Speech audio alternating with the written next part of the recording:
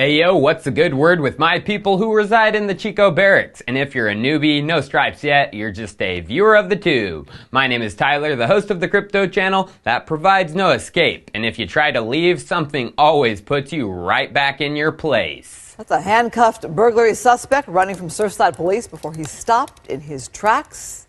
Whoa. Like that guy, it's time to face your fears, 'cause it's time for Chico Crypto.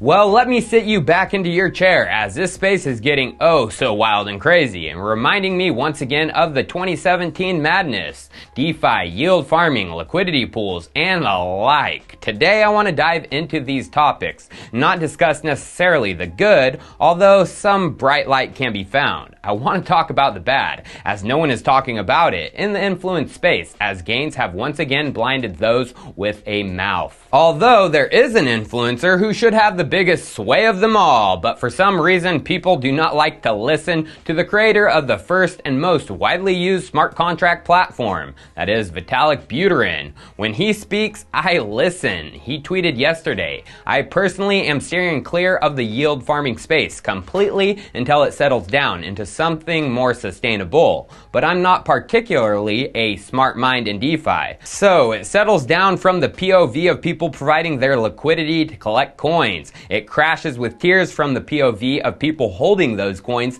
that are getting printed non-stop to pay the liquidity providers. Seriously, the sheer volume of coins that need to be printed non-stop to pay liquidity providers in these 50 to 100% per year yield farming regimes make major national central banks look like they're all run by Ron Paul." And then a David responds, "If you see those printed coins as new cryptocurrencies, then yes, it's insane. But if you see them as equity in new crypto startups and projects that generate cash flows, it's not that crazy. There will always be new startups with real potential in crypto." Of which Vitalik replies, "But the thing is, I see no plausible path towards them generating cash flows. That requires building applications that generate fees. And so far, the only strategy toward generating long-term fees that I see is some kind of weird financial attack to grab liquidity and steal network effects from Uniswap. And I'm pessimistic on that strategy." So Vitalik, he's not out of DeFi, but the yield farming craze. And the thing I want to talk about is the thing he ended it with.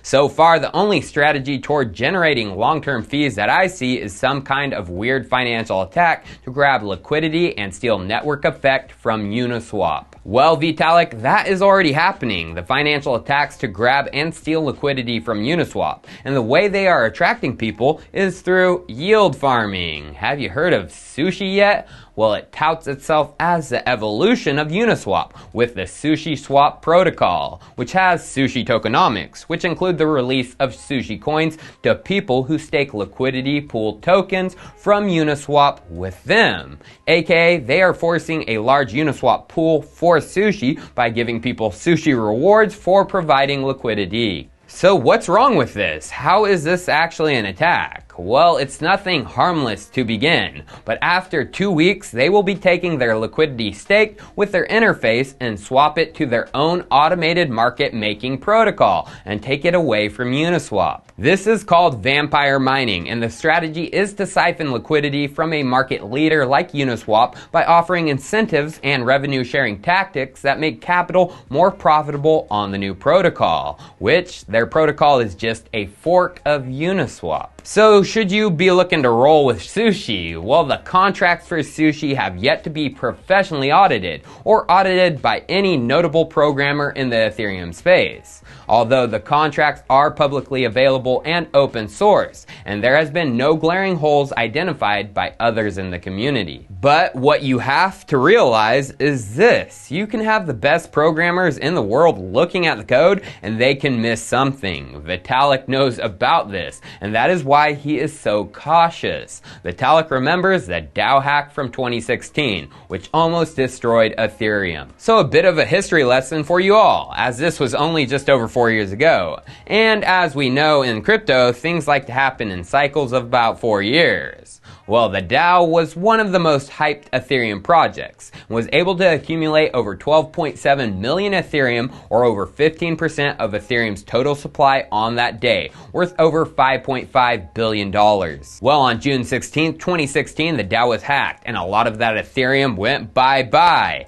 This caused a major community split and the creation of Ethereum Classic, as the Ethereum network voted to do a chain split to recover the stolen Ethereum, which some in the community did not like. Now, you want to know the minds working on the DAO? Well, April 25th, 2016, just under 2 months before the hack, this blog post was put out titled Vitalik Buterin, Gavin Wood, Alex Van Desand, Vlad Zamfir announced amongst exceptional DAO curators. These are all Ethereum heavyweights, and it included even more like Fabian Vogelsteller. Now, they all put their name on the DAO to become a curator of the network, basically a sign of approval, and as we can see from the article, curators are a set of signatories, usually a multisig, acting as a fail-safe mechanism that indirectly prevents 51% attacks. So they were supposed to protect the DAO network. But as we know, protection from 51% attacks wasn't enough, as it wasn't that attack launched, but one exploiting smart contracts. And here's the crazy thing, the DAO went through a security audit. April 5th, 2016, it was announced Deja Vu had performed a security audit of the contracts, and the technical results were even published. Now, who was the CTO of the company behind the DAO? Well, the company was Slock.it,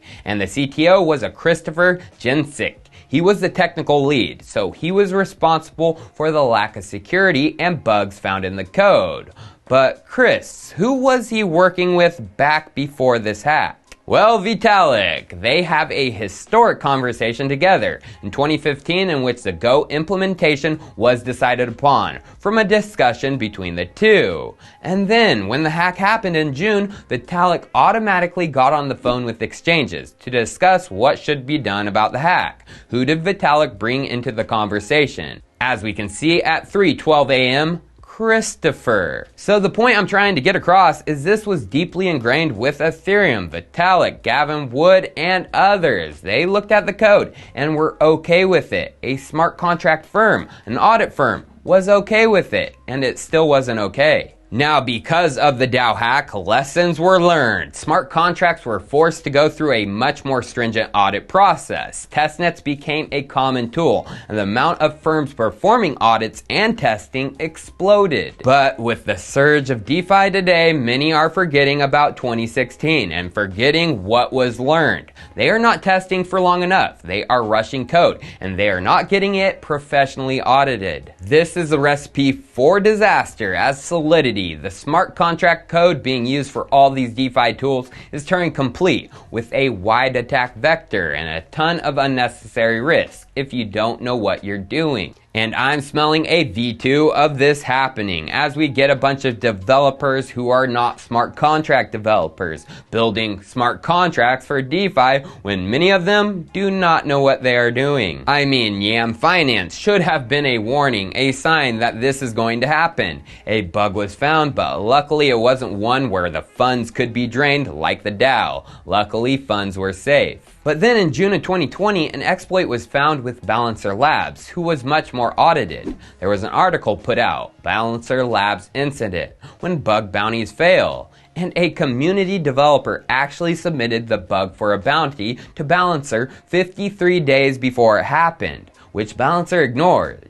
The submitter ends his article with, "I am publicly disclosing my bug bounty report now because I believe in DeFi and I want to see it succeed. For that to happen, we need more focus on security, we need robust bug bounty programs, and we need to aggressively acknowledge bugs and work to fix them before they are exploited." So, going to DeFi Pulse, the total value locked in DeFi has surged to over $9 billion. And as we can see, 4 protocols have over $1 billion each. Aave, Maker, Curve Finance, and Uniswap. Now, these protocols are the top ones. They have been audited and have been around for at least a bit of time. But getting back to things like YAM, that protocol came out of nowhere, unaudited, and within 24 hours it locked up $500 million.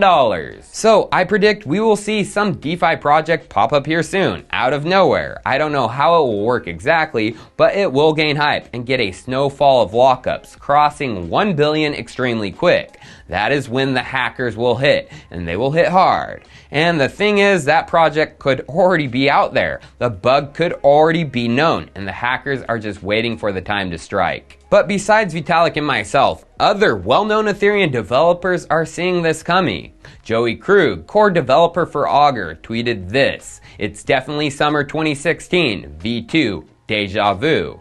And only those who understand what happened that summer 2016 would get the tweet. Remember, Deja Vu was the firm who audited the DAO contracts. So I'm not trying to rain on any DeFi parade and scare people away from the gains that could be made in the space. But be cautious with these new protocols. Don't over leverage in anything, and make sure that the smart contracts you're putting your faith in have been tested, audited, and tested again. Cheers, viewers. I'll see you next time.